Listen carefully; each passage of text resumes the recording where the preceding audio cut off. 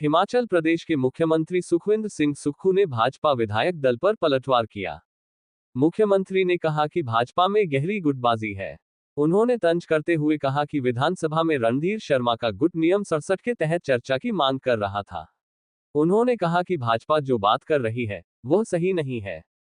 सरकार ने ये नोटिफिकेशन इसलिए जारी की है ताकि डीसी अपने स्तर पर रोस्टर में बदलाव कर सके जहां इसकी जरूरत है। मुख्यमंत्री ने कहा कि सरकार 31 मई से पहले चुनाव संपन्न करवाएगी। वहीं हिमाचल प्रदेश के मुख्यमंत्री सुखविंदर सिंह सुक्खू ने बाहरी राज्यों के वाहनों पर बढ़ाए गए एंट्री टैक्स को लेकर राज्य सरकार की स्थिति स्पष्ट की। हिमाचल प्रदेश के मुख्यमंत्री सुखविंदर सिंह सुक्खू ने बढ़ाए गए टैक्स को लेकर कहा कि सरकार ने कोई गलत काम नहीं किया है। उन्होंने कहा कि 2 श्रेणी की गाड़ियों को लेकर कंफ्यूजन हो रहा है। सरकार ने 5 सीटर गाड़ी का एंट्री टैक्स से 70 रुपए से बढ़ाकर 100 रुपए किया है, जबकि 6 सीटर का टैक्स 130 रुपए से घटाकर 100 रुपए किया गया है। अन्य श्रेणियों में किसी तरह का कोई बदलाव नहीं है। उन्होंने कहा कि वे इस संबंध में पंजाब के मुख्यमंत्री भगवंत सिंह मान के साथ बात करेंगे। पंजाब और हरियाणा हमारे भाई हैं। मुख्यमंत्री ने कहा कि बॉर्डर पर विरोध करना सही नहीं है। NHAI के नियमों के तहत दोनों कैटेगरी पर सामान टोल लिया जाता है। ऐसे में टेक्निकल हिंच के चलते राज्य सरकार ने दोनों श्रेणियां को एक कर दिया है। वहीं राज्य के कार्यकारी मुख्य सचिव संजय गुप्ता की ओर से पूर्व मुख्य सचिवों पर लगाए गए गंभीर आरोपों पर मुख्यमंत्री सुखविंदर सिंह सुक्खू ने कहा कि तीनों अधिकारियों को उनका संरक्षण है। मुख्यमंत्री ने कहा कि अधिकारियों की आपस की लड़ाई के चलते ऐसी स्थिति हुई है। वे इस विषय पर अधिकारियों से बात करेंगे। मुख्यमंत्री ने कहा कि वो इस मामले में जानकारी प्राप्त करेंगे। कहीं पर कुछ गलत पाया जाता है तो उसकी जांच की जाएगी। पंजाब दस्तक के लिए सुरेंद्र राणा की रिपोर्ट। विपक्ष ने आज पंचायती राज वाले मामले पे पहले प्रोटेस्ट किया, उसके बाद सदन में डिस्कशन हुआ, एडजॉर्नमेंट लाया एंड फाइनली वॉकआउट किया। किस तरह से? विपक्ष के पास कोई काम नहीं रह गया है। उनके पास अगर कोई काम है तो वॉकआउट का है और हंगामा खड़ा करना है। तो इसलिए जब वो हंगामा खड़ा करके सुर्खियों में बना रहना चाहते हैं, पहले तो स्थगन प्रस्ताव का ये मुद्दा नहीं था, किसी और नियम के तहत लाया जाना चाहिए था।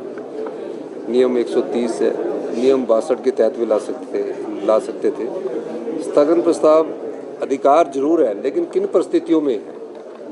विधानसभा के कुछ नियम बने हैं और नियमों के तहत ये देखा जाता है कि कोई भयंकर परिस्थितियां पैदा हुई तो इस प्रकार का प्रस्ताव लाया जाता है।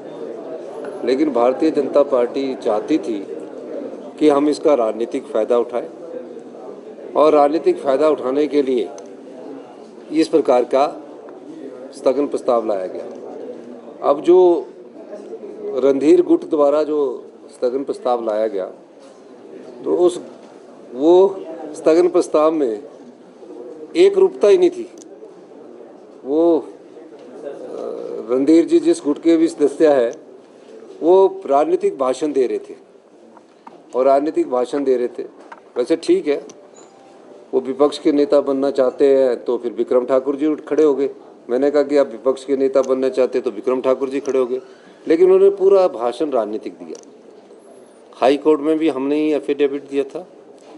ये चुनाव हम चाहते थे कि मई महीने में हो, जो कि सुप्रीम कोर्ट ने माना मई महीने में होने चाहिए। क्यों हो? क्योंकि जनवरी में और दिसंबर में जो विंटर क्लोजिंग स्कूल है, वहाँ बच्चों के एग्ज़ाम होते हैं और अगर चुनावों के वक्त अगर किसी की ड्यूटी लगती है तो टीचर्स की ड्यूटी लगती है, तो उनका शिक्षा पर प्रभाव पड़ता है। और लाहौल स्पीति और किन्नौर के जो कुछ एक डिस्ट्रिक्ट है जहाँ ज़्यादा बर्फ होती है, वहाँ चुनाव मई में होते हैं। अब जो मई में चुनाव होंगे तो 31 तक होंगे। सुप्रीम कोर्ट का आदेश है 31 तक हम पंचायत के चुनाव करवाएंगे। तो इस दृष्टिकोण से वो हमेशा राजनीतिक लाभ के लिए इस प्रकार की बात करते हैं और राजनीतिक फायदे के लिए और सुर्खियों में बना रहने के लिए वॉकआउट करते हैं, हंगामा पैदा करते हैं। इतने इम्पोर्टेंट आज क्वेश्चंस थे लगे हुए, कितने इम्पोर्टेंट क्वेश्चन थे, उनको चर्चा नहीं करना चाहते। फिर उसके बाद चलो आपने वॉकआउट किया तो जो आपके प्रस्ताव थे उनमें ही आ जाना था। तो इसका मतलब आज उन्हें जल्दी थी, वो जल्दी ही विधानसभा बंद करके बाहर जाना चाहते थे। ये अच्छी बात है। सर कल रात को रिवाइज रेट एंट्री टैक्स के नोटिफाई किए, उसके बावजूद भी बॉर्डर्स पे भारी प्रदर्शन हो रहे हैं, कैओस की स्थिति है, विपक्ष कह रहा है झूठ बोल रही है सरकार। नहीं, सबसे बड़े झूठे तो यही लोग हैं। मैं एक बात कहना चाहता हूँ कि हमने जो 6 टायर का ट्रक का रेट 570 है, जो 2XL 3XL है, सेम रेट रखा है। सिर्फ थोड़ा सा जो परिवर्तन आया है, जो 5 सीटर हमारी गाड़ी है उसका 70 रुपये लगता था, और जो 6 सीटर गाड़ी थी उसका 130 लगता था। उसको हमने रैशनलाइजेशन करके 130 वाले को हमने 30 रुपये कम करके 100 किया और 70 वाले को 100 किया। क्यों किया?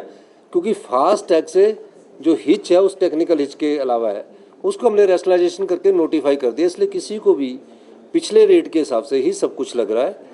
अगर कहीं उनको गलत फहमी हुई है, उसको गलत फहमी को दूर कर दिया जाएगा। हम उसकी नोटिफिकेशन करने जा रहे हैं और इस प्रकार का आंदोलन नहीं करना चाहिए।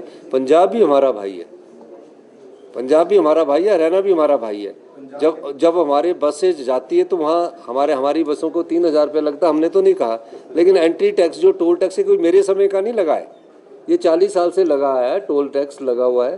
तो इस टोल टैक्स के आधार पर वो उनको थोड़ी गलतफहमी होगी। मैं माननीय भगवत मान जी से भी बात करूंगा, और कोई हमने पिछले ही, आज तो सारी अखबारों में लिखा है कि हमने पिछले ही रेट को लागू किया है। सिर्फ 70 रुपये से जो, हाँ जी, 100 रुपये क्या है जी, नए जो दरें लागू हो रही हैं, इसके बाद अब फिर जो है मुख्यमंत्री माननीय जो है वो ये बात कह रहे हैं कि अगर हिमाचल ये करता है तो पंजाब भी टैक्स लगाएगा। भगवत मान ने कहा है। नहीं, हमने कोई ऐसा गलत काम नहीं किया है और ना हम टैक्स लगाने। मेरी भगवत मान जी से बात हुई थी, मैंने उनसे कल बात की थी, तो उनका फ़ोन, कहीं व्यस्त थे, उसके बाद उनका फ़ोन आया था तो मैं कहीं विधानसभा में बैठा था।